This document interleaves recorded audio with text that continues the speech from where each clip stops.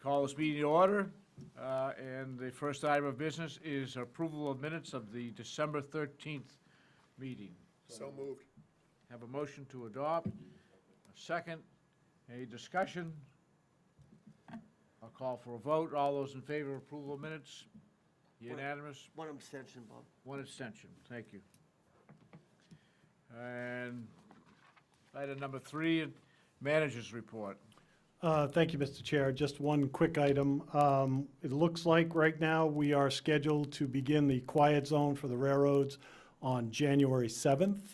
That delay came because of the project on Route 9 and Federal Railroad's requirement of us to shut any of the access driveways down that could enter onto the railroad tracks on Longwoods Road, particularly by Corey Road, which ironically, of all things, that lot is owned by the railroad.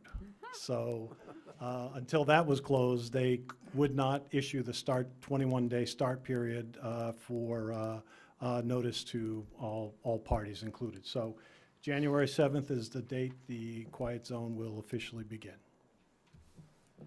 Thank you. And that's all I have. The next item on our agenda this evening is public discussion. Public discussion is for comments on items that are not on the agenda. Comments are limited to 5 minutes per person.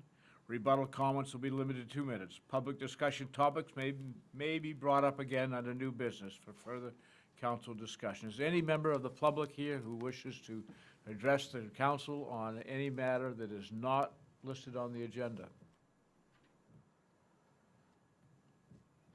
Seeing none, we'll get right to our first piece of business. Legislation and policy, item 21-122, to hold a public hearing for the purpose of hearing public comment on the adoption of Chapter 86, medical marijuana registered caregiver licensing of the Cumberland Code. This is an item that was been on the work table for about 6 months. We had a moratorium before we could address this. It has been to the ordinance committee. We have a draft before us this evening, and our chair of the ordinance committee, Shirley Story, will give a brief overview, and then we have our town's attorney who will take us into it for a little bit deeper depth here. So, Shirley? Sure. Without going into all of the details, I'll quickly go over what I discussed at our last meeting. In 1999, medical marijuana use became legal. In 2016, adult use became legal, and the state has been wrestling with legislation ever since, and we as communities, municipalities have been trying to keep up with the changes that the state keeps making. The overall opinion of the ordinance committee is that someday this is going to be legal and regulated and obtainable at your food stop like beer, or at the Walgreens like other medication. But in the meantime, it's important for us to protect our neighbors and our residents of our neighborhoods from some of the side effects of growing and selling medical marijuana. So in November of 2018, the ordinance committee recommended, and we passed as a council, 3 overlay zones for the sale of medical use marijuana. And we picked, if you remember 2018, we were embroiled in a not in my part of town kind of conversation, trying to figure out where we wanted to put the town garage. So in an effort to be fair, we picked 3 overlay zones, one on Route 1, one on Route 9, and one on Route 100. And that's where we currently have zones that allow the sale of medical marijuana. According to the state, when we were researching, we have 32 licensed caregivers in our community, and we were not allowed to know who those caregivers were until the most recent legislation. It was protected by like medical confidentiality, but the legislature changed that up a little bit. So we now can inquire about licensed caregivers from the state. In 2021, we had a complaint about an outdoor grower. Our complainant is here tonight, and I'm hoping he's happy that we've still been working on this. And in the meantime, we've had 3 facilities in West Cumberland that have been approved for the sale of medical marijuana. And understandably so, the neighbors in West Cumberland started calling, saying, how many of these facilities are we gonna have on Route 100? Are we gonna become a cannabis corner? You know, so, we decided about 6 months ago to pass a moratorium, and we've been working at on our ordinance ever since. We looked at ordinances from Poland, Turner, Standish, Portland. We met with legal counsel, we drafted something, we thought we had it prepared in October. I think you might have even seen a draft.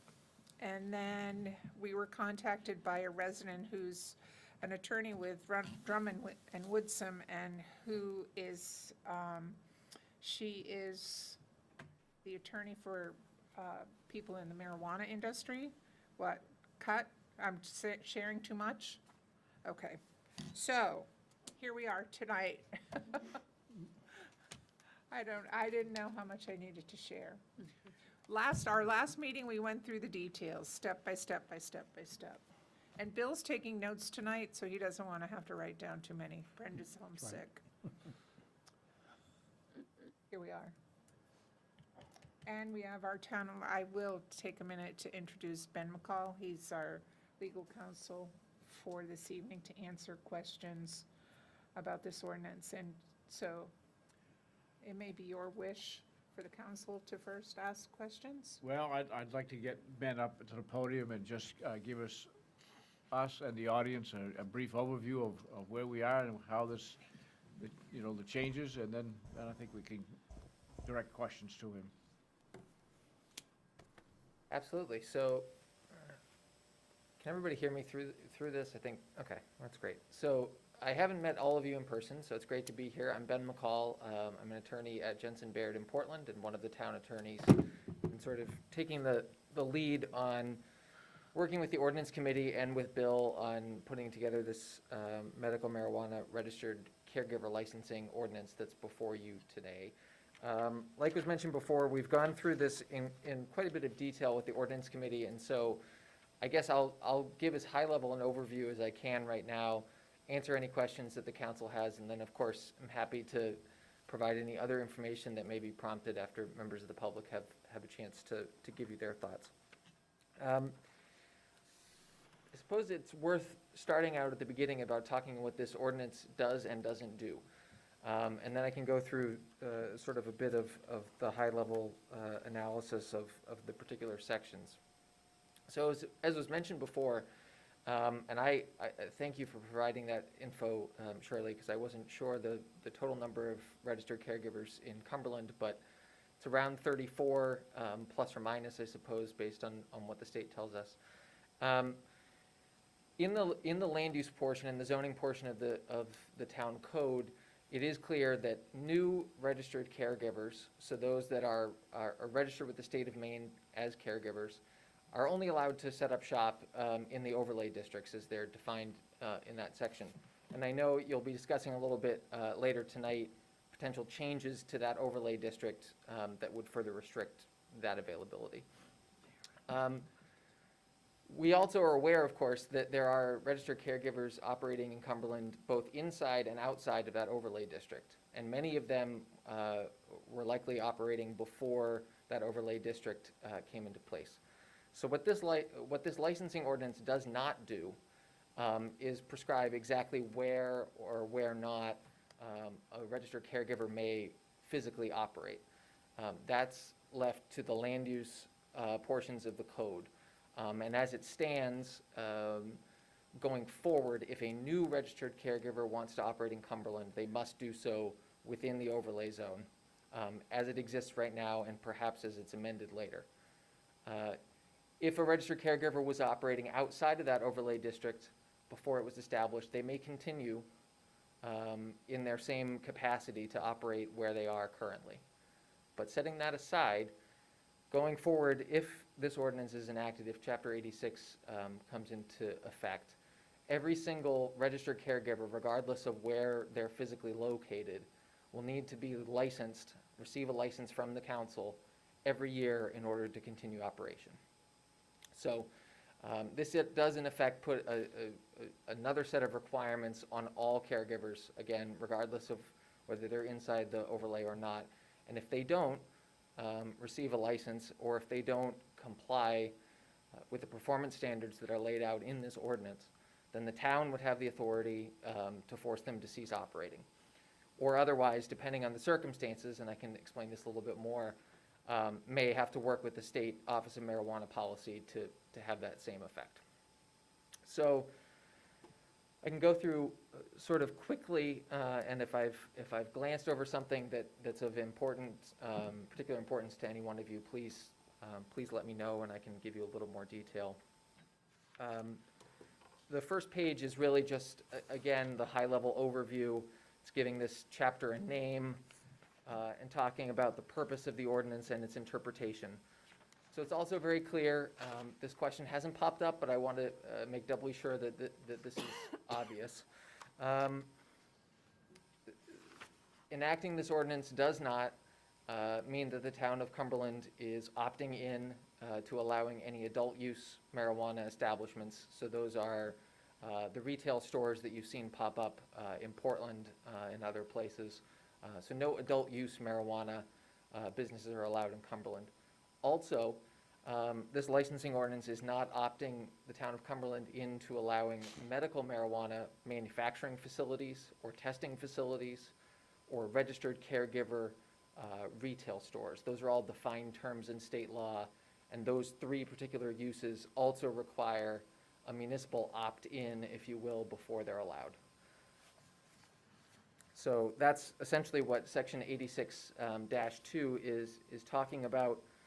It's specifically saying that Cumberland is not opting into those particular uses, but that beyond that, this licensing ordinance is not intended, and it in fact can't, take away any of the other privileges or rights that a medical marijuana caregiver would have under state law. That ability is effectively preempted. 86-3 is the definition section. We've used sparingly few definitions, and where we can, we've tried to reference back to state law because, again, there are problems in a lot of municipal licensing ordinances for this sort of thing of trying to use the same term but then define it differently, and that causes a lot of confusion. So this is really just attempting to give as clear a definition as possible when needed. Although there was a reference, and I'll point out, registered caregiver cultivation area is explicitly an indoor area only, and that's prompted by concerns that were raised previously. What I'll also note, I guess, as I'm seeing it here, I'm not working off of a red line here, but this red line draft, what you're seeing in red line here are the changes that I made to the draft after the meeting of the ordinance committee back at the beginning of November.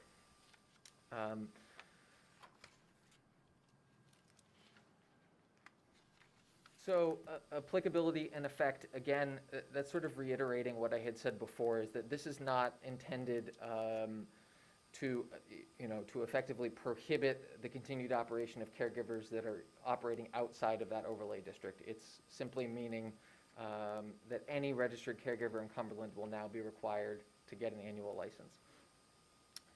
There was a lot of talk at the ordinance committee about an effective date, and that's what 86-5 is. What I tried to do was point out to the council, or at least to the ordinance committee at that point, that a licensing ordinance is not without its fair share of work that comes along with it. There's the expectation that an applicant will provide all of the information that's required by the ordinance, but that in turn, that information is processed by the town, and then the council has to go through the process every year of determining whether the licensing requirements are met. And so we've provided a 90-day lag period, if you will. When and if the council decides to enact this ordinance, there of course will be an initial stage where registered caregivers in Cumberland will need to, to bring together all of their licensing paperwork, submit it to the town, and then those particular applications will have to be scheduled for hearing before the council, and then, of course, the public notice will have to go out at the same time. And so we've built in effectively 90 days between the date that you enact this ordinance and the date that folks will need to be licensed.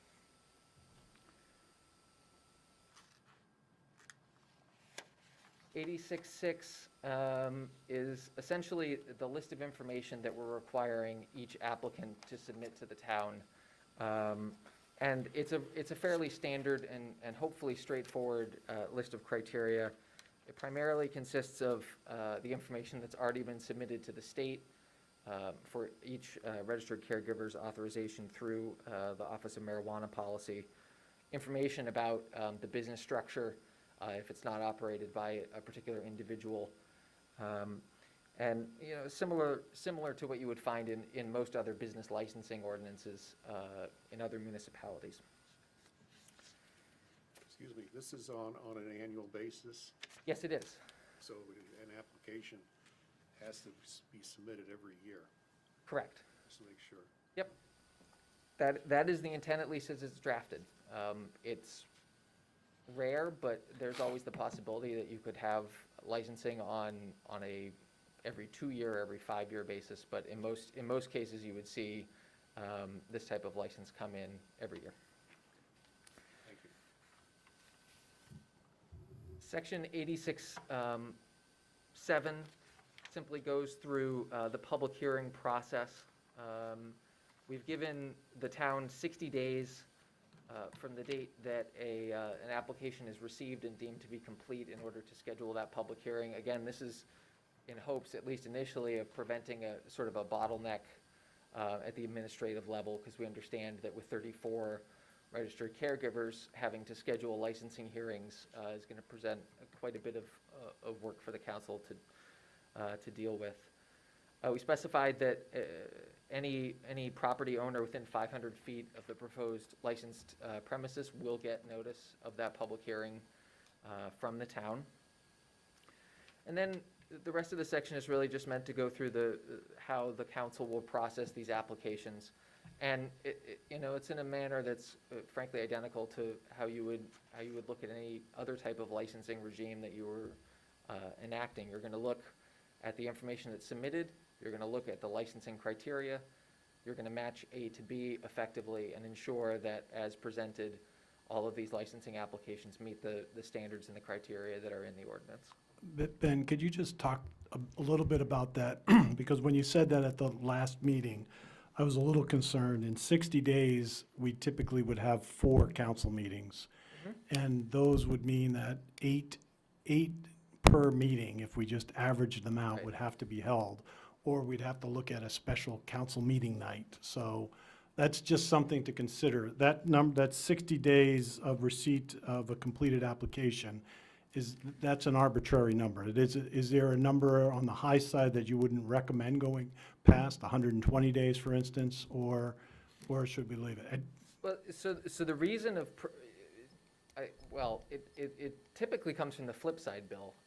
Putting in a set number of days where it's really more of information for the applicant. To understand that, if we, as an applicant for one of these licenses, put in an application, we should expect that within X number of days, we're going to receive a hearing. And so it's not to string out the process unnecessarily. With that said, this is a number, the 30 days was an initial number that I put in there. It's a pretty standard amount of time. There's no reason why it has to be 30 or 60. It could be longer than that, but I would say it's a balancing act effectively, because certainly the entire point of a license is to ensure compliance with a certain set of standards.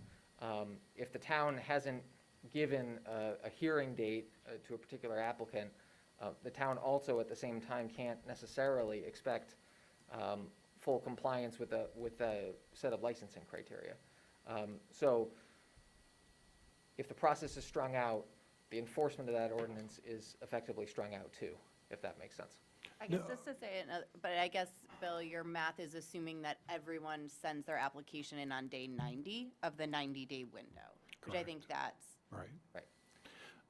I would assume not. But if we get into an emotional, you know, Yep, having- testimony after testimony after testimony, and you're the fifth applicant waiting to hear in 7 or 8 or 10 applicants that evening, I think the council would have to decide to go to a special night for those hearings so that, in fairness to the applicant, because we're not bringing applications before the council that are incomplete. And the first time through, there should be some type of assumption that there is some compliance with the ordinance. So usually it's the second round where we may get complaints, or there may be some extenuating circumstances that we weren't aware of. So, There's certainly there are also ways to build in particular language that essentially says following the initial licensing process, talking about subsequent years, because, as was mentioned before, this is going to be an annual exercise. And so, I think that 30 or 60-day number is perhaps more important for the second time around to give consistency of that process. But certainly, there's going to be administrative bottleneck the first time, and there's not much that can be done to completely eliminate that. I want to just interrupt for a second. This is a process where, and so when we open the public hearing, we'll give you the opportunity to ask questions. Right now, we're. I'm not asking a question, I actually wanted to. Well, there'll be time for comment and question. Well, It's not your turn yet, thank you. It's the attorney's turn to speak. Let's save you a lot of time.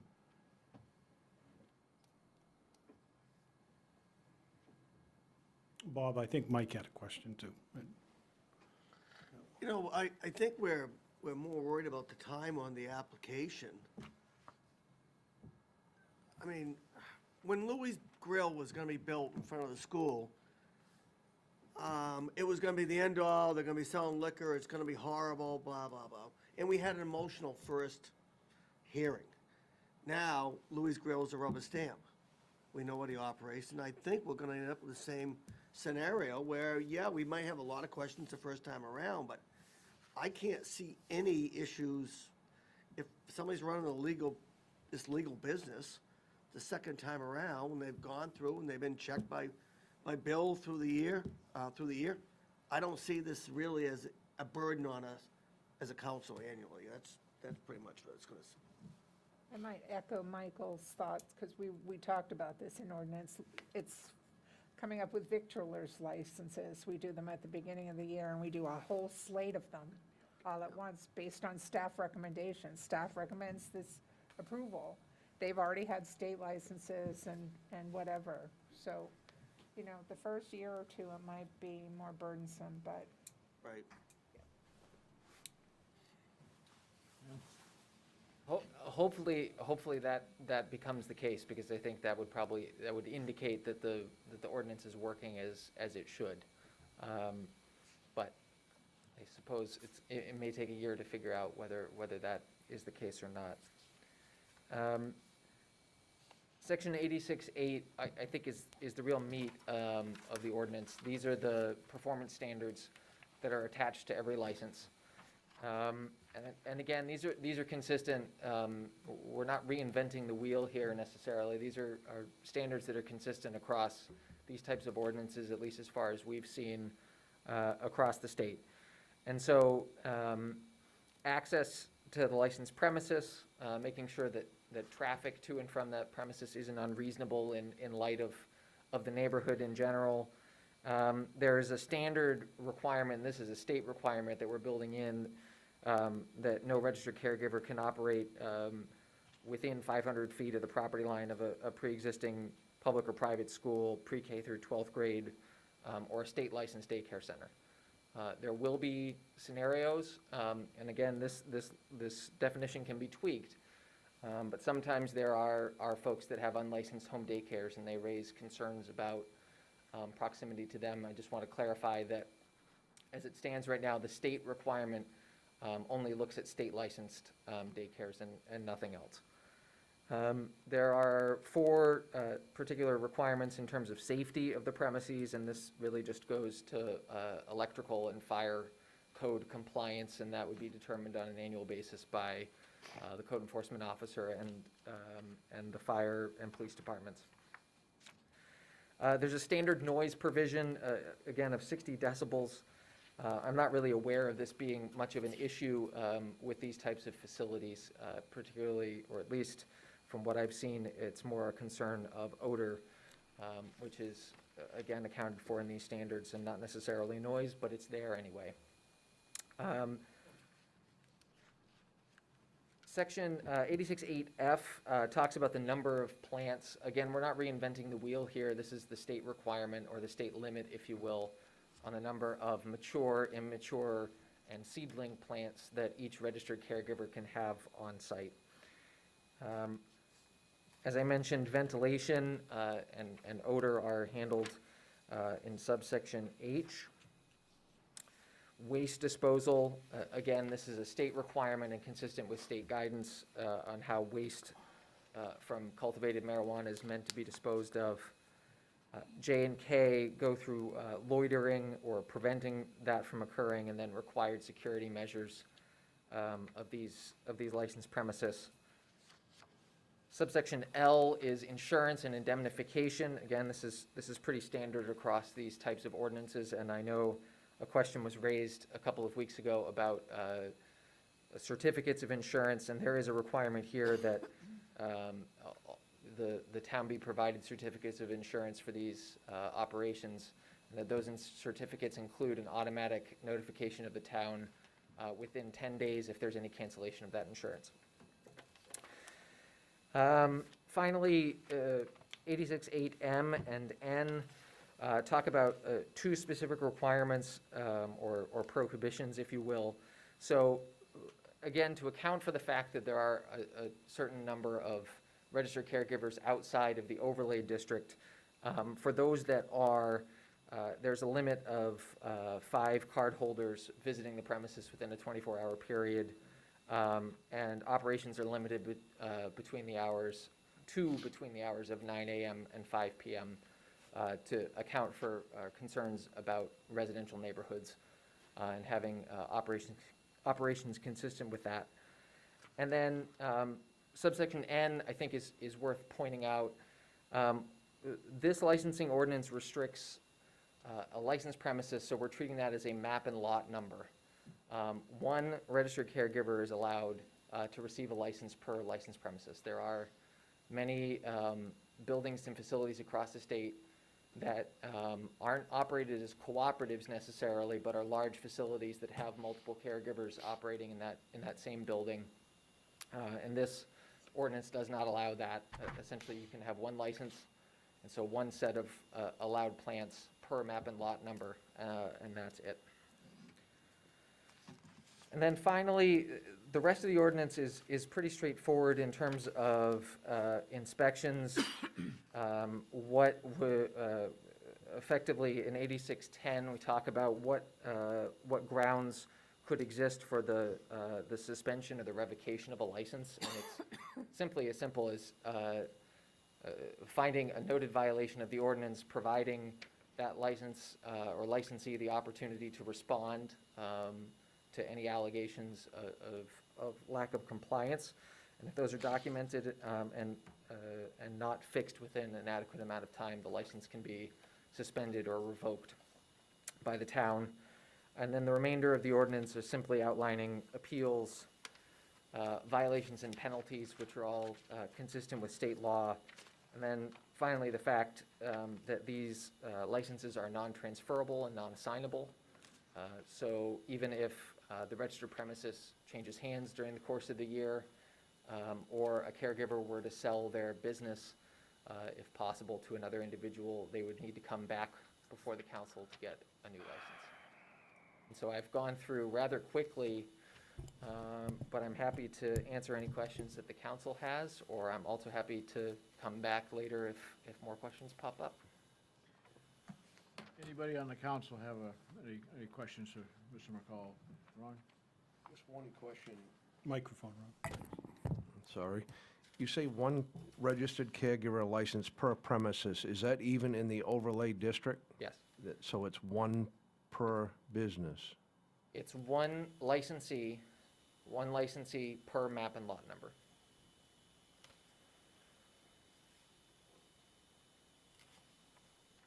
Thank you. Mike, do you have a question? Yeah, quick question. And do you know where the $3,000 licensing fee came from? It came from me, but I'll put it this way. As you know, municipalities are able to charge licensing fees so long as they're consistent with the costs of administering a licensing program.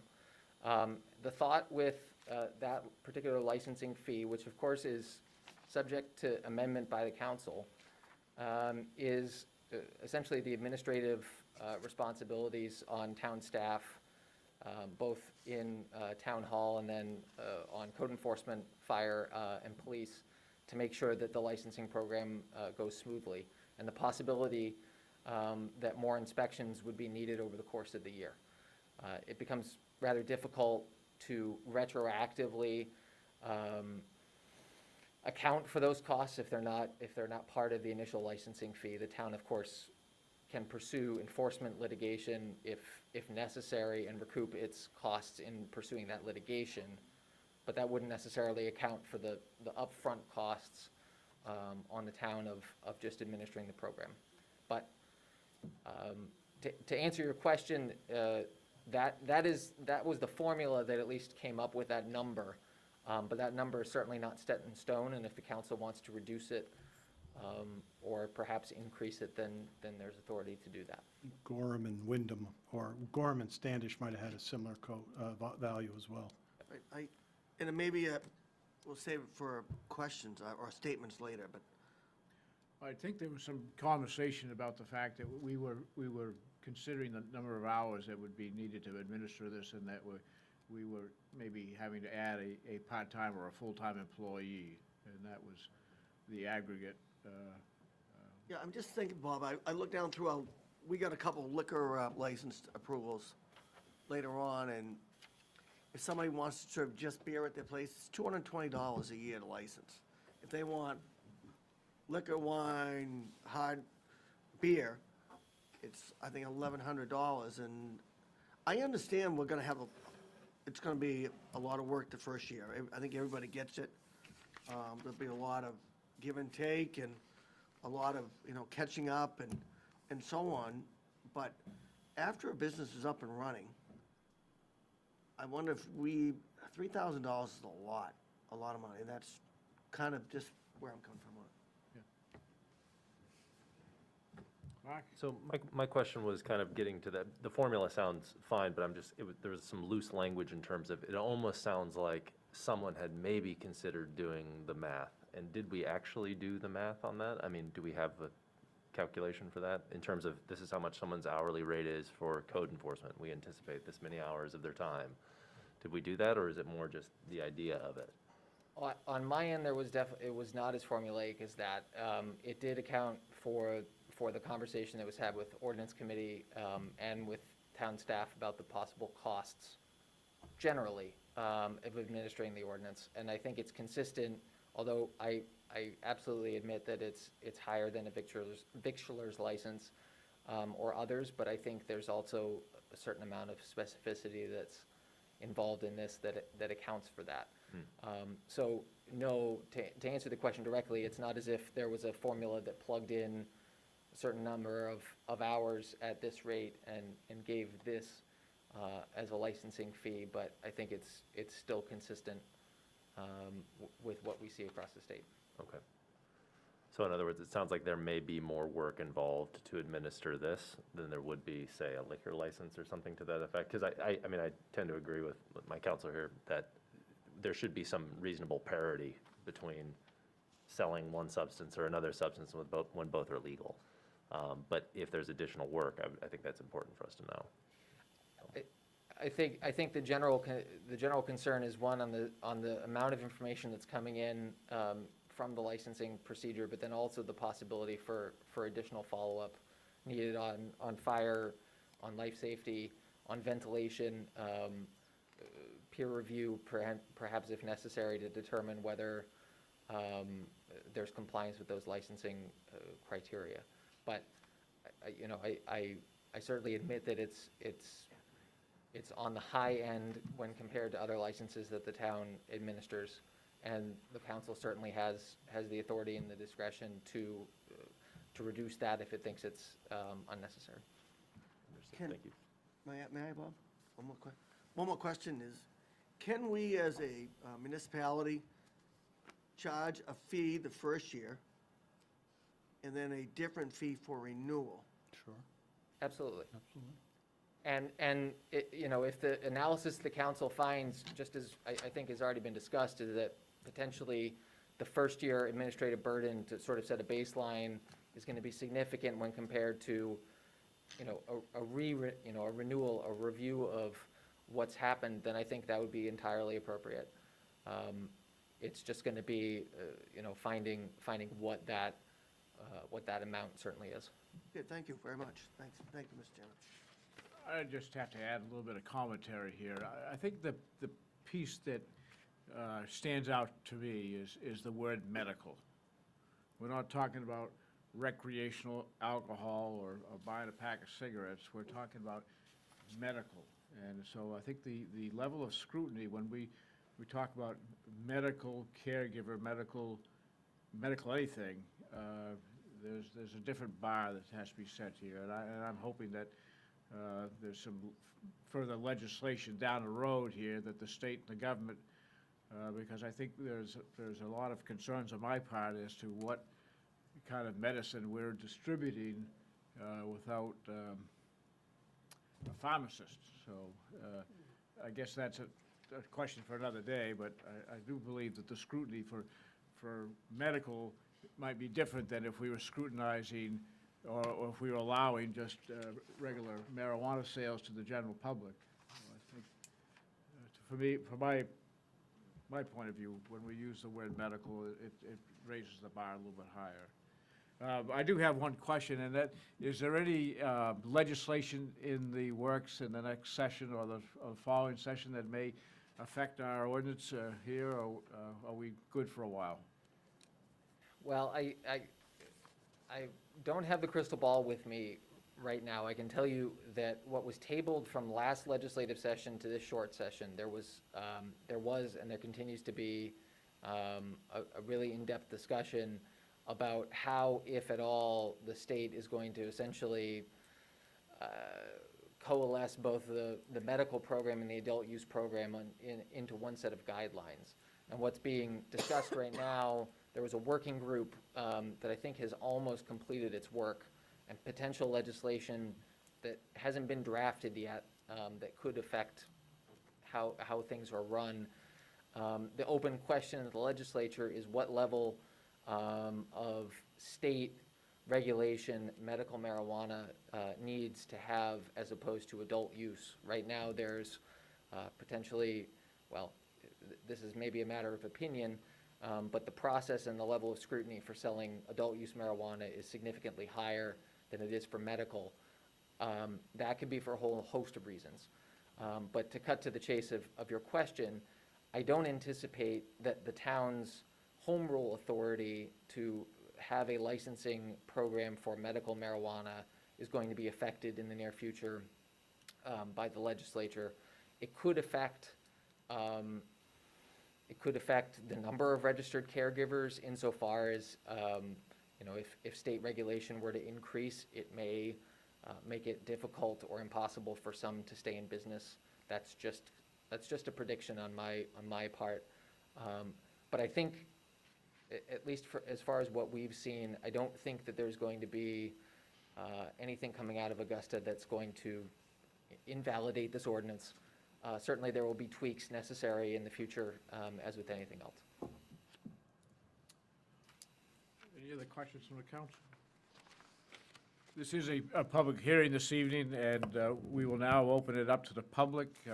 Those who'd like to speak or ask questions will direct their attentions to the chair, and by way of introduction, your name and address, and then we will take it from there. So if anybody from the member of the public would like to address the council, please come up to the microphone. Hello, my name is Andrew Pettingill. My address is 93 Lower Methodist Road. My business address is 22 Gray Road, the former board barn. It's great to finally be here at this session. I appreciate all the work you guys have put in. Disappointed not to see Bill Longley here. He's a real big part of this, but we have gone through the process recently.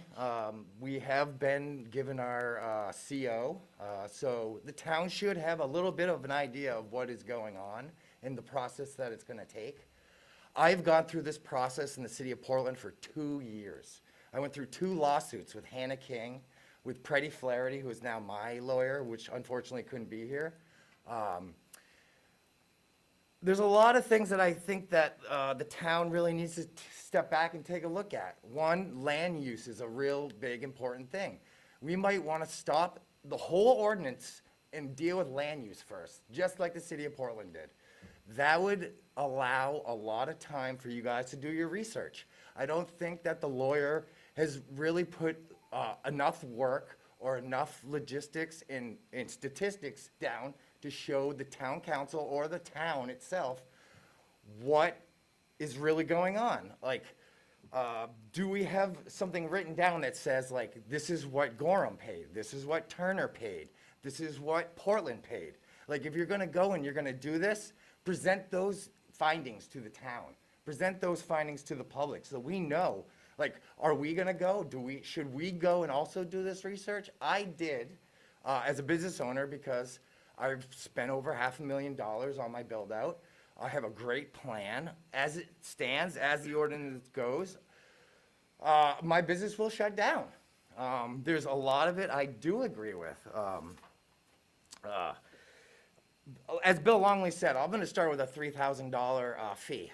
I am all for a fee. I believe the town should raise revenue to help provide some sort of financial assistance. Does it need to be $3,000? Absolutely not. Do we have the numbers from all these other towns? I know I paid a $5,000 fee in Portland. Portland also allows 100 stores, and they've created this whole team of people. And the town council doesn't have any part of it. The city council has no part of it anymore. It's not on them. They shouldn't waste their time on this. This is not about the town council. This is about, let's find land use. Let's find a place where these businesses can do business. We can be under regulation. You are going well beyond state regulations, which is, in my eyes, is a little bit too far.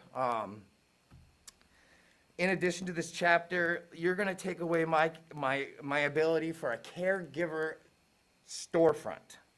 You're calling it a caregiver retail store. If you look in your definitions already, just so you know, I can run a caregiver storefront.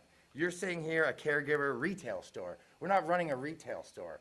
It is a storefront for my patients and any patient who looks up and finds me on the internet or finds me through another patient to come to my facility to personally meet me, to personally see my medicine, to personally see my test results. All these things that these people need to be able to do to get medicine. You're saying like, well, it should be medicine. It's a medical marijuana. It should be put on a higher level. I think that's inaccurate. Anyone that comes with a The- green card, I think will be able to go into your storefront. That is my hope, and that is my hope that we move forward, that will be like that. Because you are in a legal commercial zone that operates as a legal business entity, and that's essentially what Ben has instructed our staff and has instructed the council in previous meetings. Awesome, that is great, I appreciate that. Like I said, I went through this, I agree that we need to have a lot of this. I agree that I want to see this regulated. I want to see my business flourish. Without regulation, my business won't flourish. I won't be able to prove that we are doing a really good job. We're providing cancer patients, people with dystonia. I have 15 patients with dystonia who now, one of them works at Walmart now. She smiles every day. She can hold a job. She couldn't even get out of bed before she started working with us. Let me see, I just want to go through this real quick. A lot of this stuff's already done on the state level. You guys want to do background checks, you want all this information from our officers. Everything is already done at the state level. To get a medical marijuana card, I have to do a background check. We also go above and beyond. We do the adult use medical check, which is where you go and you have your fingerprints taken, you have your picture taken. I can present you with it. There's no reason for the town to even deal with that. That's a waste of your time, and it's a waste of our time. If the state has already done a background check, why are you doing a background check?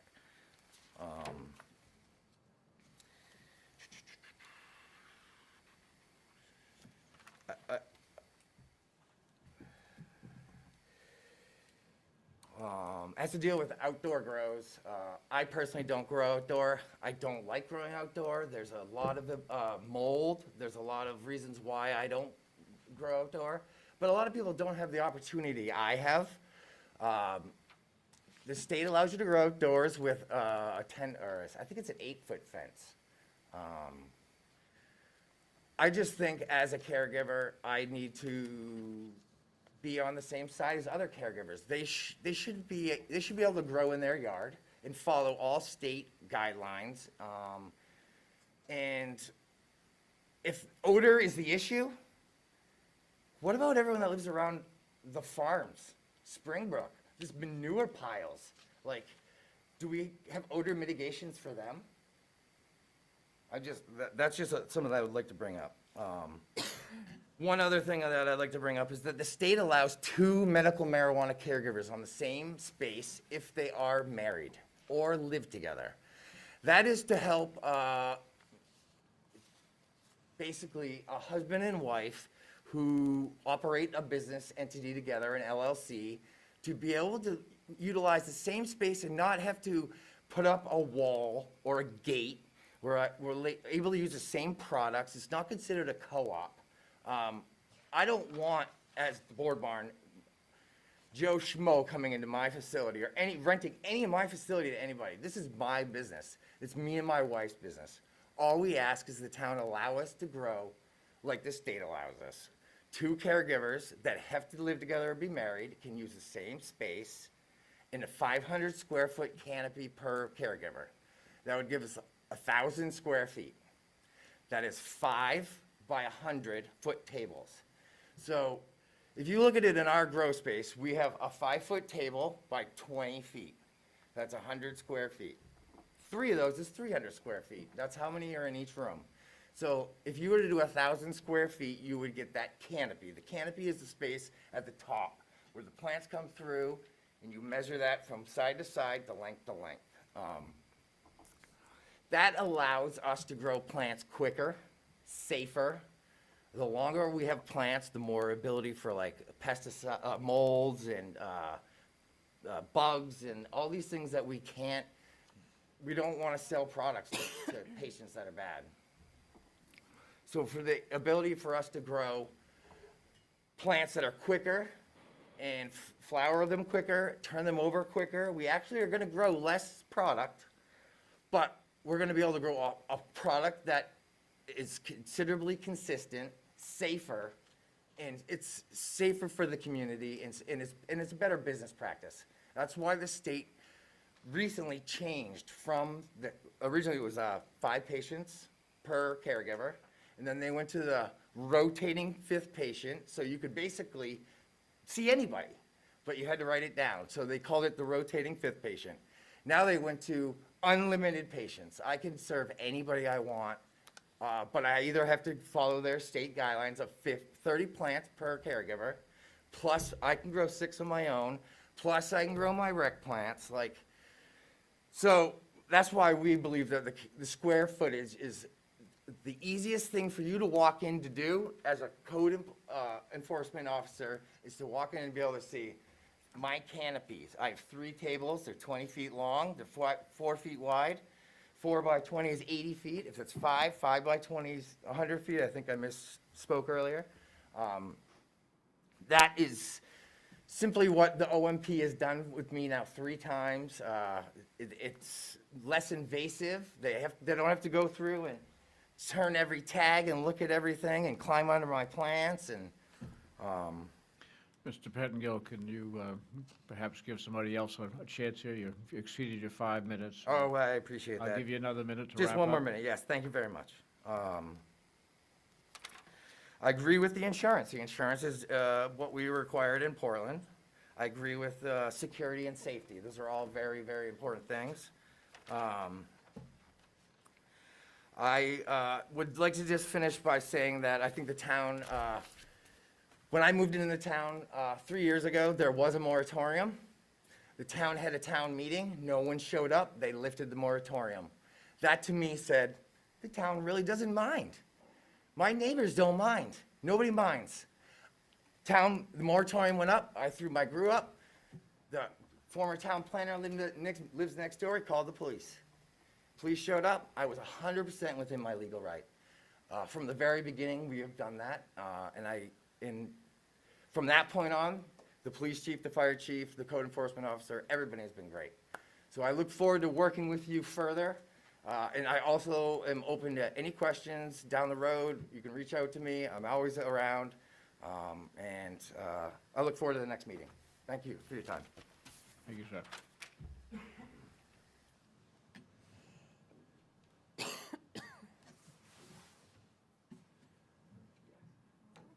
Rick Doan, 4 Catalpa Lane. I appreciate the opportunity to take a look at the finished product that started some months ago, or a year or so ago, I guess now. I support the ordinance. I've already talked about the issues that we encountered with an abutting property, and am very pleased that there is a real hope that that won't happen again.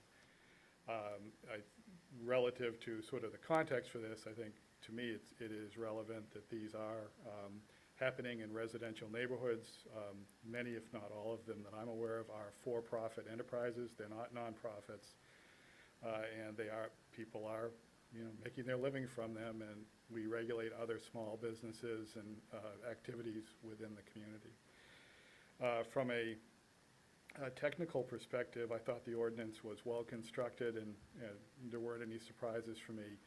If you have occasion to revisit it, I believe it is 8613 that speaks to waiver. Waiver is associated with what I believe are the standards in 86.6. And as a suggestion, I don't think the council ought to have the discretionary authority to waive application fees. And there are other standards in there, for instance, the consent of a property owner where a tenant is applying for a license that, to me, probably ought not to be waivable. So if it were me writing it, I might group them differently, and perhaps not have subjective waiver authority associated with some of those items. But other than that, I support what you're doing, and thank you. Thank you, sir.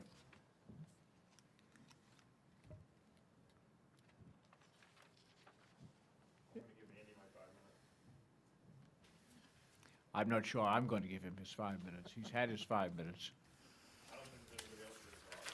Does anyone else, would anyone else say no? Go ahead, go ahead. Thank you.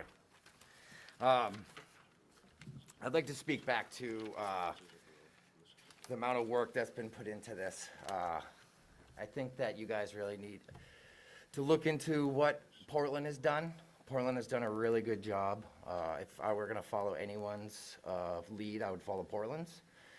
They've been sued multiple times. We've been going through this now for 2 years. I think for you guys to try to start this new thing and try to create something new for the town is a lot of taxpayer money that's not needed. You could follow the lead of another town. I would ask, does his law firm actually have a medical marijuana or a marijuana partner, a firm, how many people do they actually have medical marijuana or marijuana clients? Those would be important questions I would ask. Is there, you know,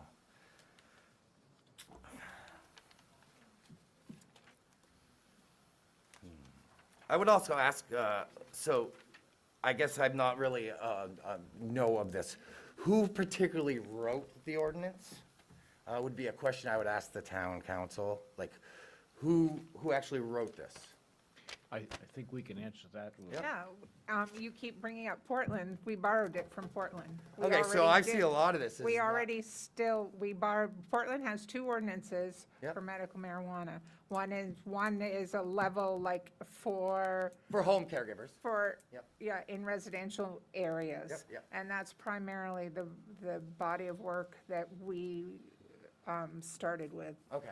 that makes sense. And we took that and worked with both Ben and Natalie, who are our municipal, Okay, when you say we, who do attorney. you mean? the ordinance committee.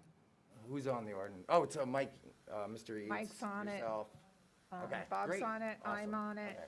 Mark sometimes Perfect. comes, Okay. just to be informed. Okay, And great. he's an attorney, so, Awesome. we use the legalese. Yeah, yeah. Cool, well, that is great to Yeah. hear. I would also have I would go one step beyond and not worry, and if you're gonna worry about the home caregiver, let's worry about that in the neighborhoods, that have abutting properties that have caregivers.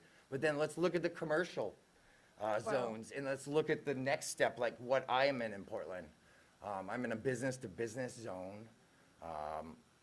I had to go through approval, because of my No, we abutting lots. understand that. Yep, We yep. understand that, and we understand, why people chose West Cumberland as opposed to Route 1 or Route 9.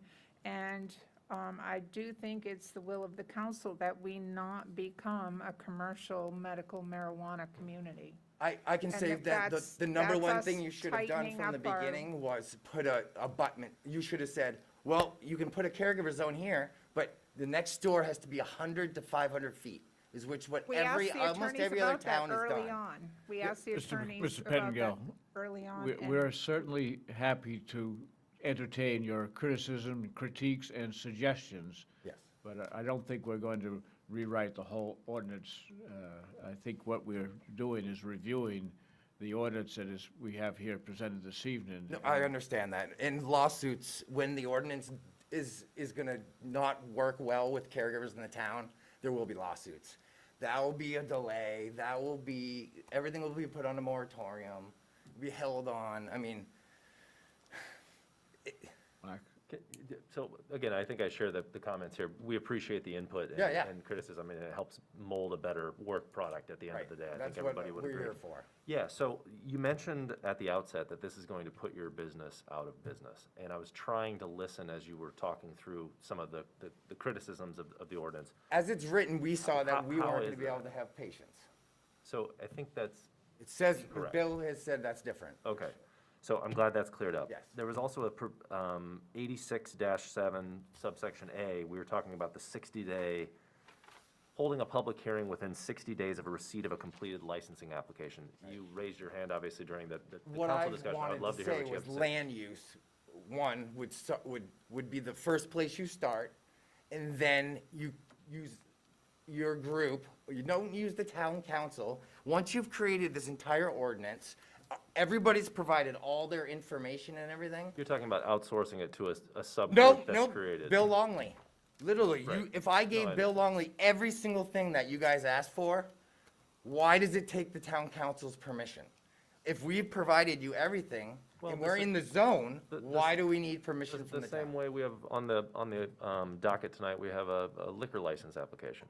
It comes to us for approval. I mean, the background work has already been done, so I wouldn't envision this being significantly different. I mean, so I There's don't see- not 30-plus liquor licenses in town, so I could see that what I'm trying to do is streamline the process so that we're not charging, if, say, all 30 of us gave you $3,000, Yeah, and I think that's that's a- $90,000 I think that's, What is the taxpayer money for? Like, we can definitely pay you $300,000, but I don't think the legwork's been done to understand really what's gonna go into this. It's simple. It's very simple. It's Well- simple at the state level, and it's simple at the Portland level now. and I think the criticism in terms of the fee that's being charged, questioning that, I think is totally fair, right? Is there a significant cost to the town? I don't think this Right. should be viewed as a revenue stream for the town. This is more of a So if you cost follow the offset. city of Portland's thing, the city of town, the city of Portland's town, city council has nothing to do with it. Well, they They probably. do a vote on it. They probably created. I think you're I think that's mistaking incorrect. Cumberland from Portland, and where they have taken a little different tact. I think the speed at which we do things here might be a little bit slower, it might be a little bit more deliberate, and there may be room for modification next year or the following year. You're actually moving way quicker than they did. Well, I think we're taking a deliberate steps and a deliberate path, and we're basing our outcomes on what is best for our entire community, not Mr. Pettingill. So what happened 2 years ago when no one showed up and the moratorium was lifted and nothing happened? I wasn't here then. Yeah.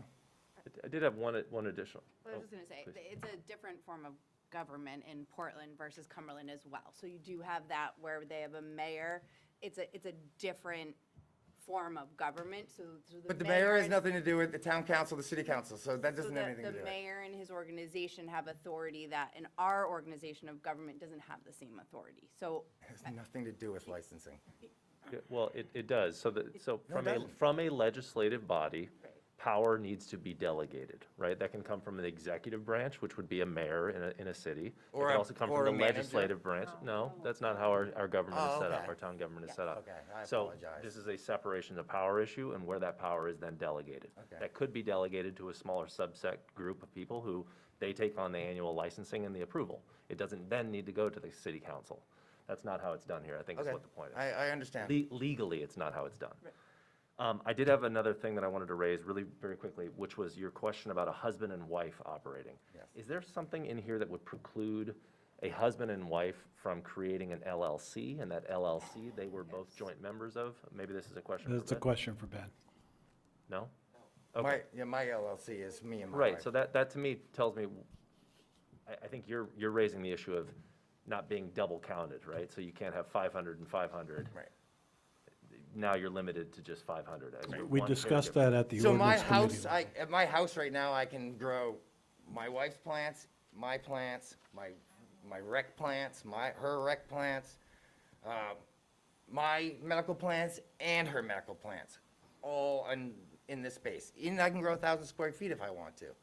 Understood, This ordinance would take that away. That is correct. understood. Okay, that's Yep. what I was trying to get to, is that issue. Yep. Okay, Thank you for your time. thank you. Any questions from the town council to the town's attorney? Go ahead. Don't be bashful, get up there and talk. Go ahead. Yeah. Hi, I'm Kelly. We live in Wyndham, but our facility is 210 Gray Road. What's your last name? You can tell him. Okay. Cock. So the question I have, why are you preventing married couples from having, why do you only want one? How do I say this? Why is there only one in a facility? Why can't we? Is it because of previous people, there's been 75 in one place? Or why are you controlling that? What do you need to control that for? Do you feel better that you're controlling that? I don't understand why you chose that. That was discussed at the ordinance committee level. That was a point that our town attorney I brought wasn't up. aware of that meeting. I wasn't invited to that meeting, so, They were all advertised, so, well, I didn't get that's- notification of it. Sorry you didn't, but they are all advertised in the weekly crier that we subscribe to, we post on our town website. All those meetings have been advertised, but that point specifically was brought up and discussed at the ordinance committee level, And the ordinance committee basically brought forward, one per map and lot, so that we didn't get into a multiple amount. And the terminology related to a husband and a wife, as described by the state law, was also discussed. And it still came back to the ordinance committee brought forward one per map and lot. And that's why it's before the council today. So there's no changing that. That's what it is. That's right. That's if it passes as is, if it's passed as presented, but, it's not done yet. So there might be the will of the council to change that. That's why we're having a public hearing. That's why in the future, when people apply for a license, we have public hearings so that we can have input. There's no action being taken tonight, Kelly. This is more of an informational thing. It's to set a public hearing date to take action on it. So I guess probably somebody needs to convince us why you should be allowed husband and wife as opposed to just one. I mean, And we did feel this is important enough to have more than one public hearing. We first presented at our last meeting. I presented sort of the history and the background. We went through it as a council, step by step by step, at our last meeting. And, it was before Christmas. No one came. And then this is our second, and then we will have another one before, another opportunity for public hearing before we take a vote. So I have a couple other things then. So my question is, have you been to my location? I have not. Have you been in my building? I have not. Have you asked to come see what we do? No? So you have put all of these guidelines together with the town attorney, And our code enforcement officer which attended he our has ordinance been to. meetings. Yep. the, And our everybody, manager. they have We've all had our been to the police building. department, and we've had our police chief at meetings. Yep, and he's been there. Yep. So you have we the would final take- say if I get a renewal, Yes, but you've never been to my location. right. Some of us have never been to Louis Grill either. But Louis Grill serves alcohol by a school, and anybody can go in that building. Have you tried to get into mine? I have cameras, and the doors are locked. I prevent it. So, So a child can go into Louis Grill, 18, are you inviting us to come to your location? absolutely. So why don't you schedule a meeting there? We've been at this process now for 6 months. We're closing on the sixth month here, and we're getting ready to extend. I think there was ample time for any of you to approach this council, and, you're coming here now at the 11th hour with a kind of an accusatory tone. Do you So if want you'd to like to say that you'd understand like to invite us to that the come to your town facility, tried to please send let me finish. I will be happy to come to your facility if you would like to extend an invitation to us. Okay?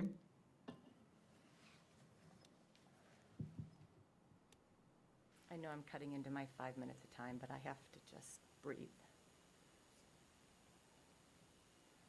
I know that the town tried to send me a tax bill 7 different times and could not find me. What my last name is, and they couldn't find me. And I finally showed up to pay my tax bill, and they said, "We don't know how to find you."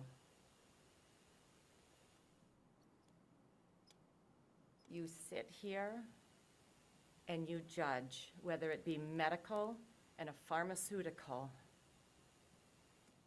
Please come to our building and see what we do for people. And it's definitely easier for my husband and I. I don't ask for 7,000 plants, I don't ask for any of that. But it's on us, and we care. I don't come here to do this or do that. Yes, I have time to do what I do, and now I have to come back and do another background check. I've already done all of that. I'm raising children, and I'm trying to work and help people. And I understand that you want to charge us $3,000 because it's going to take so much of your time. But you're doing double duty. You're doing all the stuff I've already done and I'm bringing to you. I don't mind coming back here and having you guys have the final say. But as I read, it's a non-refundable $3,000. So I show up here and you go, nope, you can't. You really, that's non-refundable? So I think maybe it sounds like some process stuff might be good to explain too, if I may.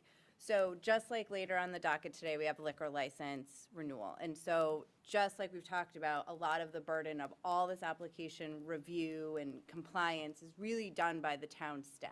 And then what they do is they write us a memo that says, we've reviewed everything, and from, if it is in total compliance, we recommend the approval of the license. And when it comes before us, and in full disclosure, we trust that our town employees have done all that, and that this isn't a political vote. We've written the ordinance, and if those rules are followed and compliance is met, it's really just like Mark and I were trying to explain, it's just that we have the final authority to put the stamp. So it's not a, do we like this business? It's, are they following the rules that are laid out in our ordinances? And if that's the case, it's approved.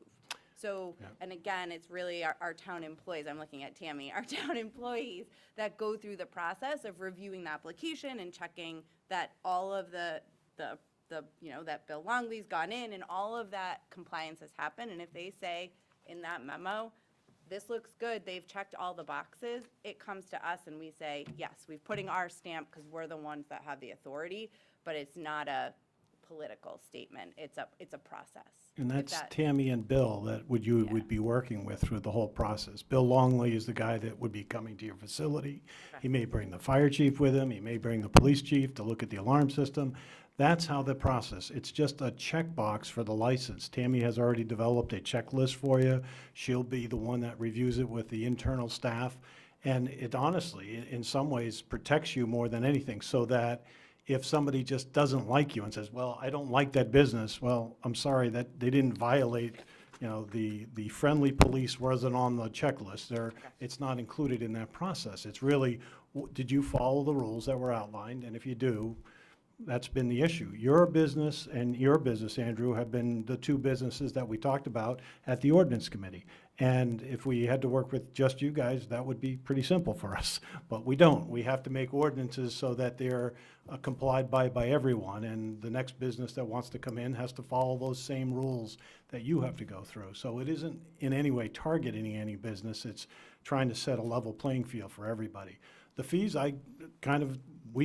in all honesty, we picked a number that I think a couple other towns put out there, and we thought they did the homework, and we moved forward. Whether the council accepts that or not, that's really up to the council. And I like Mike's idea about doing maybe a renewable one, could be a little less.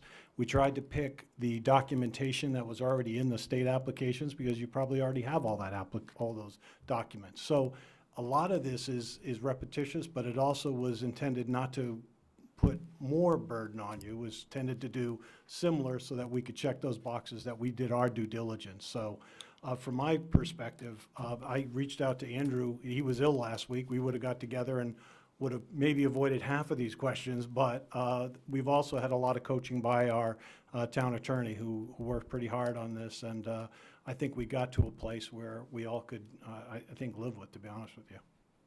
So I have a question. If you meet back, you pass, whenever you do we then have 60 days, or however it gets passed, I understand, to renew our license? Or is it the Your first initial time? license, It's your our very initial first. license. 90 days, 90 days. So next month when you, January 24th, and then it's 90 days from there. correct. That we have to Put the packet together. put the packet together. A lot of this stuff you'll already have, the two of you will already have, because you're going through it now. Right. And you're the That was only- my thing. You're the only people really grandfathered by the current ordinance, because you already had your approvals prior to the moratorium being set. Okay. Okay. Okay, thank you. Thank you. I have a question for Ben. Ben, how often does the state require background checks? I'd actually, I think Andrew probably knows that, but Every year you're my required a understanding too, background check? yes. Okay. So I think that is one question that has come up with other towns and that this council may want to consider is to the, to what extent, from a policy standpoint, you want to include duplicative information. Well, is that a database that is accessible by the police chief? So my understanding is that there is a certain amount of that information that's confidential. And we've put in the ordinance standard language that allows that, if it's received by the town as part of the licensing process, to be deemed confidential.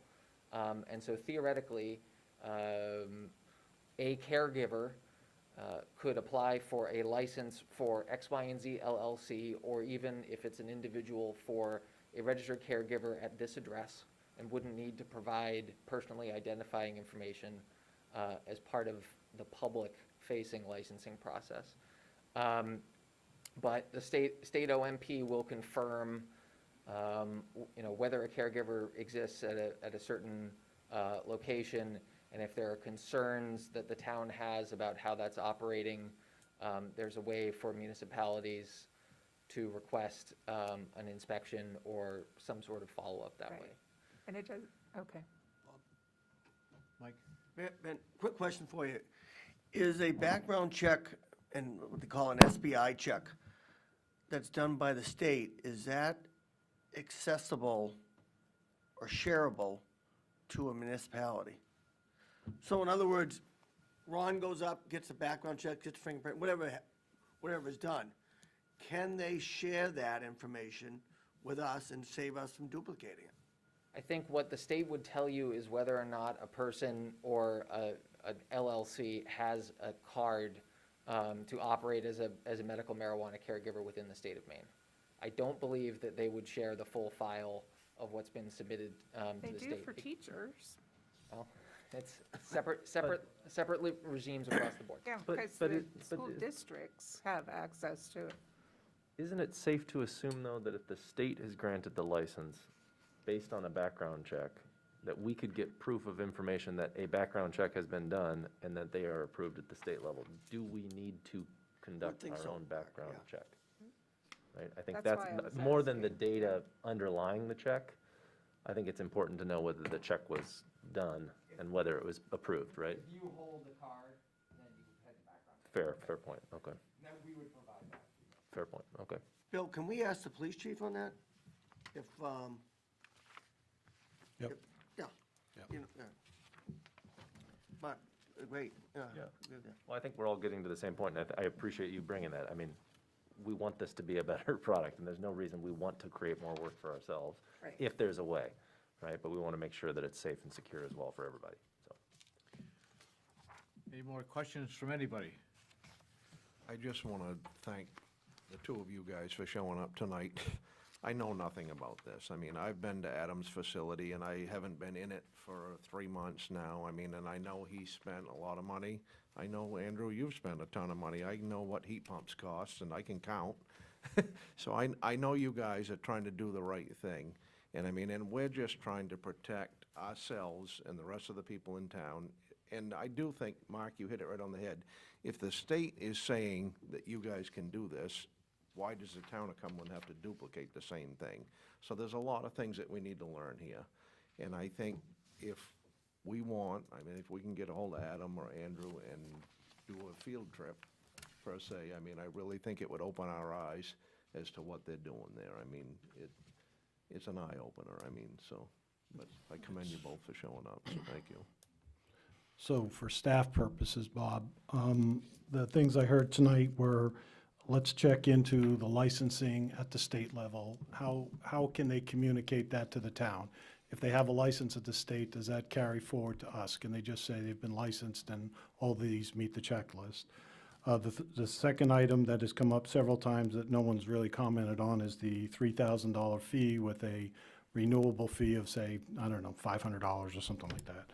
And then the other issue that not a lot of comment on has been the husband and wife versus just one per map and lot. So that'll be a little different. And then OMP, is that Office of Marijuana? Policy. Policy, okay, Yep. thank you. Sorry, I did have one question of, do we need to specify, or what was the intent, would a greenhouse count as indoor growing? Like, it doesn't seem to find, like a Green, greenhouse. I think so. I don't know how Okay. it's outdoor. Do we It's, have to it's, specify, you have or, a big greenhouse. Right. okay. Indoor. I guess more of the spirit of the ordinance. Right. Because it just says indoor, and could that be interpreted as 4 walls and whatever? So Yeah, I I think- would think a yeah. greenhouse is fine, I just don't know if we need to specify It that. it still would have to go through ventilation and that's other it. Yeah, things. because No different than a house would, Ventilation. or the board barn would. I mean, they have ventilation in those as well, so. Ronnie? I would like to do a little more research for Adam's benefit on husband and wife if they resided in the same location. I mean, to me, that makes sense. I mean, Andrew made the comment that they had to both live in the same state, reside in the same house. I mean, I certainly wouldn't want a husband living in Florida and the wife living in Maine. But when they both live in the same household and they operate in the same building, it does make sense. So that's just something that we probably, as a council, should talk about, so. Yeah, that's just strictly policy. That's Right. really up to Yeah. you. Well, my question, I guess it's for you. Are you operating out of your house and out of your business? So currently, we just operate out of our house because our business isn't in operation yet. We just got our CO. We are gonna move all of our operation up the Out of your house into the business? Yeah, because that's the other thing, is like, yeah. Well, I've got some thoughts on that myself, so we'll take that up in a workshop. Perhaps the ordinance committee will reconvene and we'll look at that. So, seeing no further comments or question, Mike? One more comment. You know, there's certain things in life you think you never see. A unicorn, Bigfoot, or people say something that Portland was pro-business and actually did something right, so we heard it tonight. That's gotta be a Close. first. I never thought I'd hear anybody say something good about Portland. So anyways, thank you guys for coming in. Yeah, thank you. So, Ben, we'll hold you just for another minute here in case there's something comes up, but there is no action on 21-122. Our next item on the agenda is 21-123, and that is to set a date for a public hearing of January 24th to consider and act on the adoption of Chapter 86 medical marijuana registered caregiver licensing to the Cumberland Code as recommended by the ordinance committee. So So moved. It is a public hearing. No, this is not a public hearing. This is a set a date Advertised to for a set a, public, oh, I'm sorry, you're right. set a date for a public hearing. So, So I will just raise a question for debate, and is it, are we comfortable that we have a ordinance that is far enough along to bring back to the public, or should we, is there a better option to table this? I think we have the next item is to extend 21-125 is to extend the moratorium, and if we feel that we can't get back to the table on the 24th with some of the concerns taken this evening. I think you've got two things going on here. One is the overlay zone in West Cumberland. And that was recommended by Bill Longley and the manager, and so I'm gonna let the manager talk about that.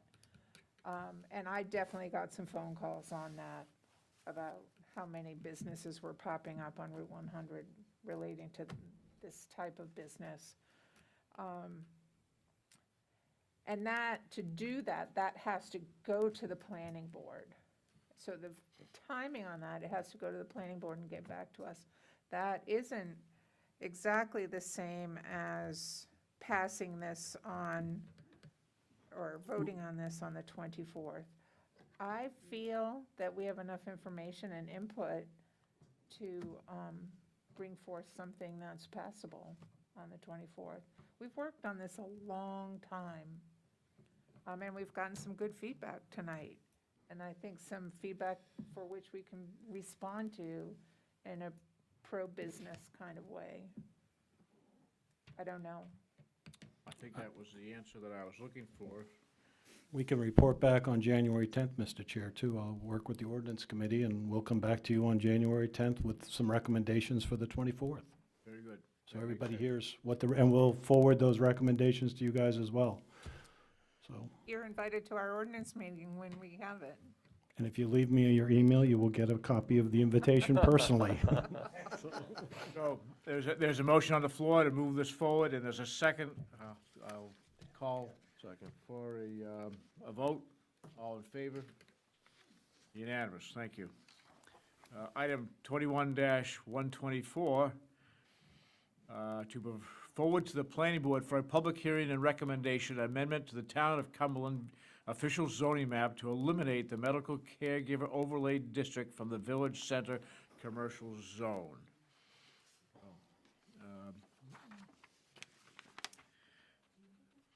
I think that I will ask for some input from you, Bill, on this. I think just quickly, I think we are looking to meet in West Cumberland in February to discuss a potential redevelopment plan for that whole strip on Route 100. Met with the TIF committee to discuss that. Everybody was fairly excited about that. We're looking to get some of the federal ARP monies as well for almost kind of a redevelopment plan for that whole strip. And honestly, with 3 businesses in a row, 1, 2, 3, they're the first 3 out of the gate, it just seemed like that was enough for one area. When we portrayed the overlay zones for the highway commercial on Route 9, the OC South on Route 1, which is Office Commercial South, criticized for acronyms, so be careful, spell it out. The highway commercial on Route 9, and then the Village Center commercial on Route 100. Route 100 has the biggest zone, and we felt that 3 would be enough for now, and we could always revisit that later, but I honestly believe 3, no one expected 3 in a row, and that's, that kind of got out of the gate before we even thought about this ordinance that we have before you, so that was the recommendation of staff, and I shared it with the chair of the ordinance committee. She felt similar, so we thought it was pretty good information to move forward, and hopefully the council will also support that. This would essentially grandfather the 3 businesses that are there, so they would still be operating with no restrictions as long as they followed the ordinance and the licensing ordinance. And maintain ownership. And maintain ownership, that's right, it's not transferable, so. All right, I will entertain a motion.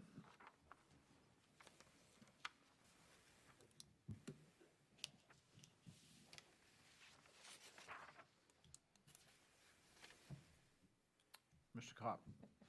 Mr. Chairman, I move to forward to the planning board for public hearing and recommendation and amendment to the Town of Cumberland official zoning map to eliminate the medical caregiver overlay district from the village center commercial zone, which I reside in. A second, please. Second. Second by Mr. Gruber. Any discussion on this? I think that the instructions to the planning board are pretty clear. I think the council has addressed what it is they want the planning board to do. Would anybody like to add anything further to that? I'll call for a vote. All those in favor? Unanimous, thank you.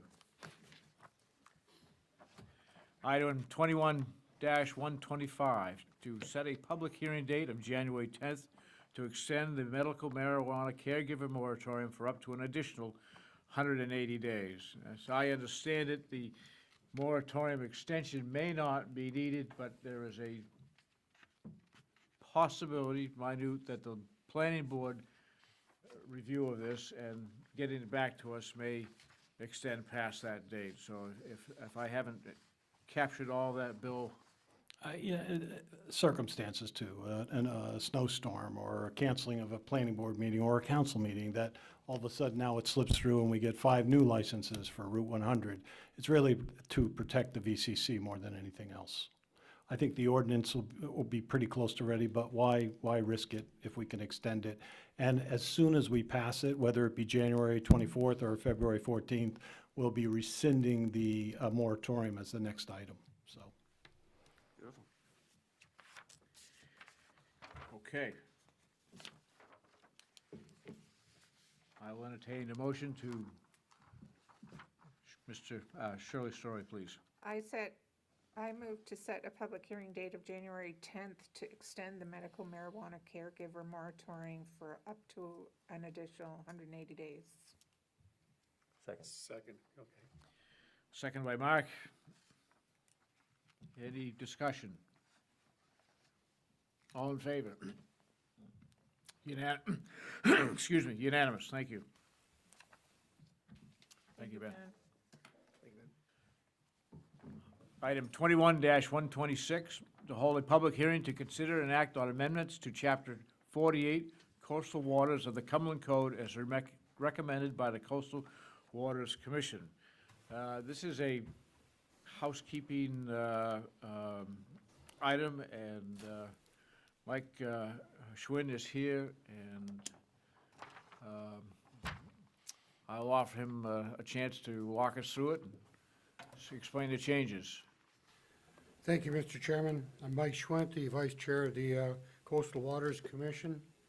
At the December meeting the other night, the commission increased the number of moorings out in Broad Cove from 35 to 38 for 2022. We have 36 people on the waiting list right now, so that'll be just a little nick off the waiting list by adding those 3 people. A limiting factor is a docking space for dinghies. It's quite crowded now down when you get to the floats, and adding many more moorings will just simply exacerbate the problem. After comparing our mooring and dinghy docking fees with our neighboring towns, as well as the increased cost for the harbor master, we elected to raise our mooring fees from $50 to $250 for, from $50 and $250 for residents and non-residents, to $150 and $300. And also, we're establishing a dinghy registration fee of $50 and $100 for residents and non-residents. From the information we have, this basically looks like it's a break-even revenue source to cover our harbor master's costs. The changes in the Coastal Water Commission ordinance on page 5, in section 48.6, where you see reference to the changes in 8412. And then you go to 8412 is where you see all the changes actually going into the fee chapters over there. Mr. Chairman, we ask for your approval of these changes.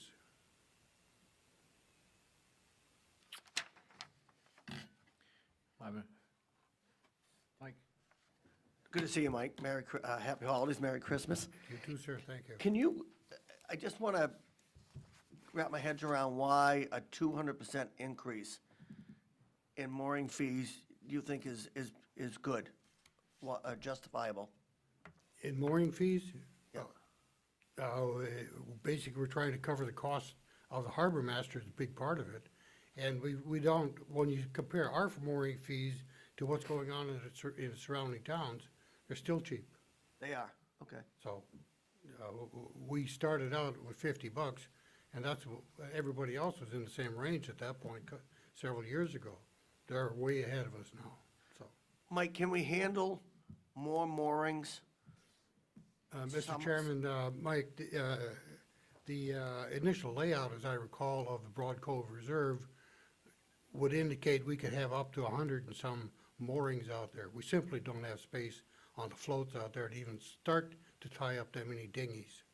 So you got a problem. Okay, and I'm agreeing with what you're saying, but are some of these moorings associated with residents along the shore that don't use the public landing? There are, Mr. Chairman, Mike, there are a number of riparian people further on down that have their own moorings out there that are not part of the Broad Cove Reserve. Yes. Okay, good. Those Thank have you. been around for many years. Yeah, appreciate it. Do we, kind of in that vein here, hi, Mike, do we know what percentage of the folks that are using the Broad Cove Reserve for moorings are non-residents versus residents? Do we have an idea on that? Mr. Chairman, yes, we do know it's a very, very small number of actually are non-residents. And if you look at the state law, you have to accommodate the non-residents as well. Sure, okay. So it's a small proportion, it sounds like. 2, okay. There we go. Right.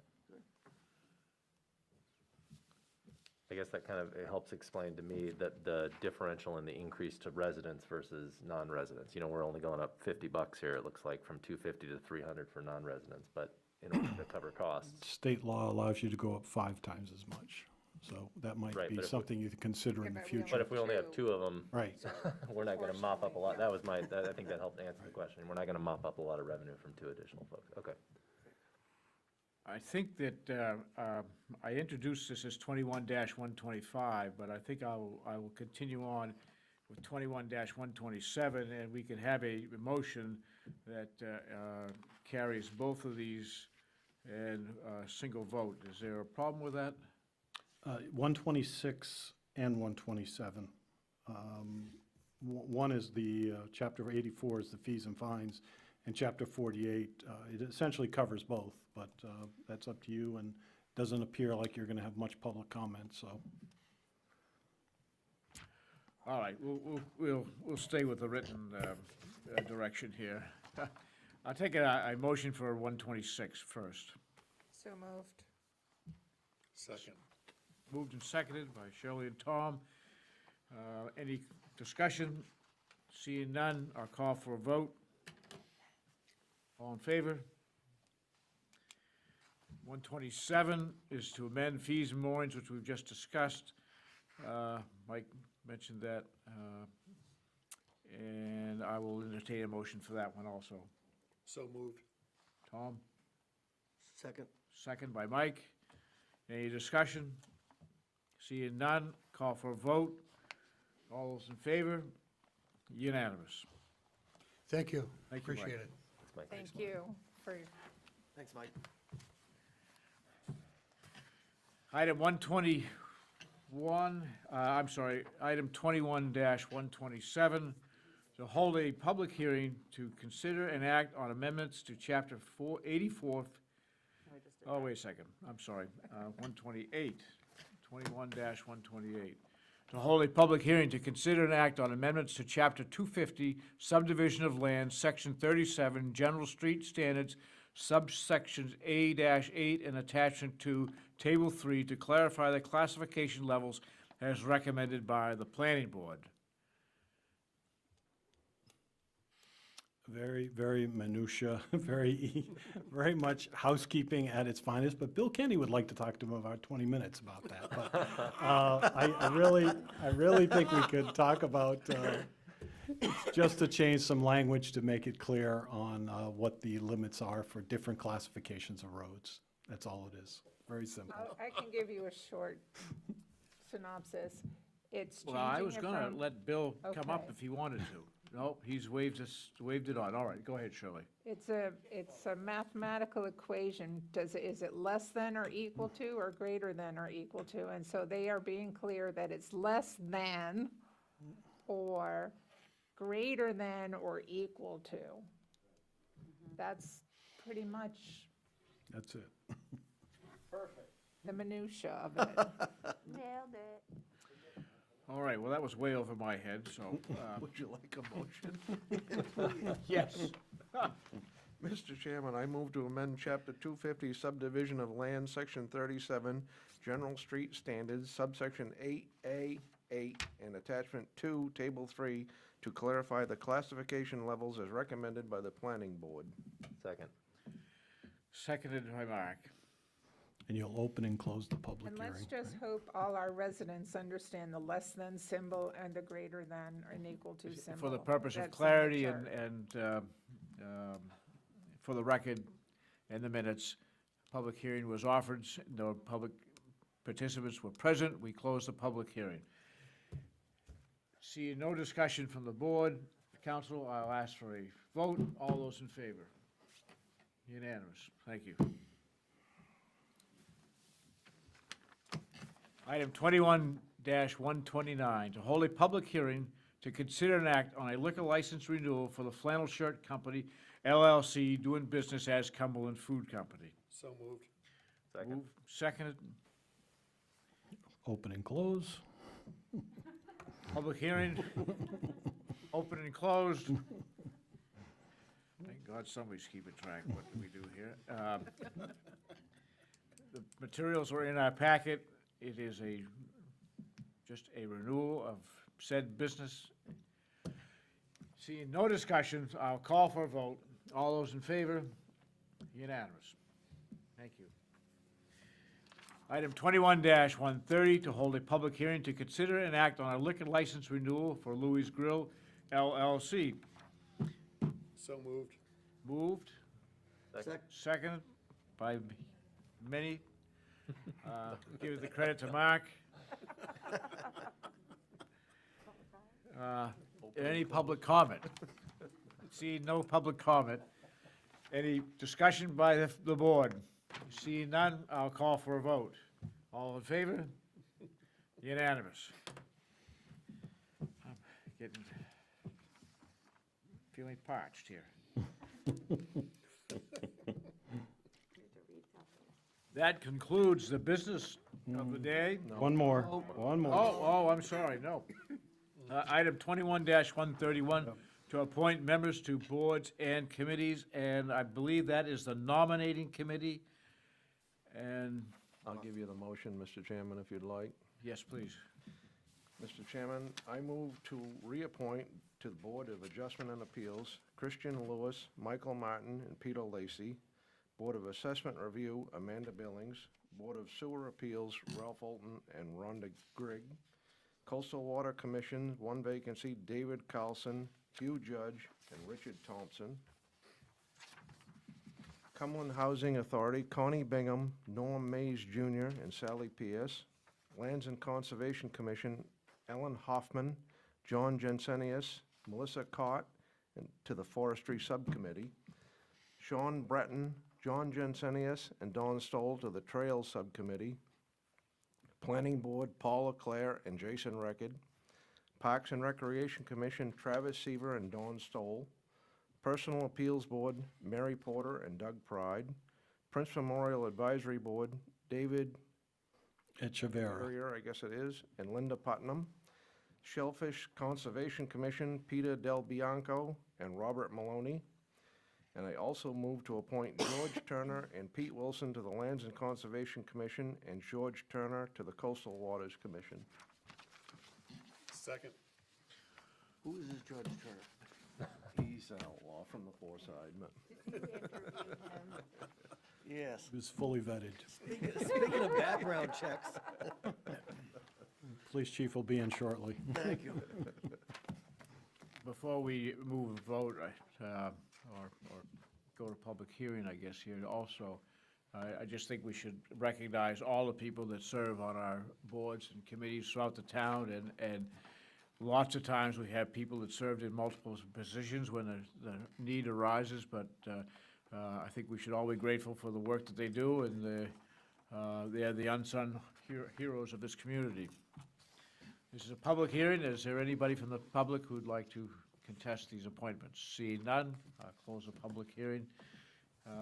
Any discussion on the council side? Seeing none, I'll call for a vote to nominate and accept. All those in favor? Unanimous. Thank you. Now that concludes the regular business of the town council for December 27th. We'll go right to new business, and I see that I'm going to just go right to Allison first, and then we'll go to the rest of the members. So, Whitney and I met last week and we took everyone's feedback kind of written, kind of actually going through the questions now, a little more detail. Whitney's done a great job of kind of putting most of it into SurveyMonkey. Had a couple last-minute questions coming out of last week, and we're just kind of going to tweak a couple things, kind of how we did it before using just the written doesn't quite match with SurveyMonkey, so she's messing with a couple things. But the expectation would be, and so that you would get a PDF version of this probably end of this week, early next, to take a look through, and then I would ask if there's no action necessarily to be taken, but an agenda item at our next council meeting to kind of formally review as a council, get feedback if there's anything else. I think our goal would be to be able to start, if you will, messaging the intent of the survey, but we didn't want to get ahead of that quite yet. So would like to get this in front of all of you sooner rather than later, so we can start that messaging in the crier and whatnot. That, example being that just because you see a question about a skating rink doesn't necessarily mean that we're about to build one in the next 30 days. And then the goal being that we'd be able to get the survey out by end of January, early February is what we're looking at. So really appreciate everyone's feedback. I think we got to a good spot where we're still able to do some really nice comparisons or exact comparisons to last time, but also bringing a couple of newer topics in line, but still leveraging the phrasing of the question, really just about kind of adding a more current item to the list versus actually putting a new question on the survey, where then we're opening ourselves up to kind of, how did you phrase that and whatnot, that we are still very much using the language and verbiage that was there and done by the professionals 14 years ago, whatever. Great. That's what I got for you. So thank you, Whitney. Yeah, thank you. Mark? Thank you, Mr. Chairman. I guess two things, very briefly. On the open for business side of things here in Cumberland, Mr. Manager kind of alluded that we'll be having a meeting in West Cumberland. We'll be talking about some, I guess, redevelopment ideas and thoughts that we have there. And so I'm excited for that coming up here in a couple weeks. And then on the senior property tax assistance side of things, I know there's been some talk. We've had some meetings recently. I just met again right before Christmas with the town manager and some of the other folks in the staff, Whitney and the head of finance and everyone else. And so that's moving along nicely. Obviously, there's a lot of moving parts to it, and I'm hopeful, again, knock on wood here, that in the next couple weeks we can bring something to the council. I know the first priority was to obviously shepherd the medical marijuana legislation through. So that's my update there. Mark, thanks for doing that. Yeah, thank you for all your help. Shirley? Just two things. I wanted to respond actually to Andrew Pettengill's concern about odors and requirements for farms and things, and it was a valid question. And what we need to understand as a council and as a community, that agriculture has federal regulations, and that even if communities wanted to regulate some farm-based businesses, we've actually been more generous in allowing farm-based retail operations within communities. But as far as soil, odor, those kind of things, those are all regulated pretty stringently at a federal level. So there's very little you could do to try to regulate the smell coming out of the dairy farm next door. The second thing I wanted to do is publicly thank our workshop guests tonight. Tonight we met with a gentleman named Tyler Newrod, who's from the Westbrook Development Corporation, and he came to talk to us about some opportunities that we might investigate to bring some assisted living or senior housing to our community. And he just came of his free will and free time and spent an hour and 15 minutes with us, and we learned a lot. So I'm excited about that. I'm excited to get information from the public about our direction that we should take with that. And beyond wishing everyone a happy new year, that's all I have. Tom? Due to the length of this meeting, I'm going to pass. Allison, anything else?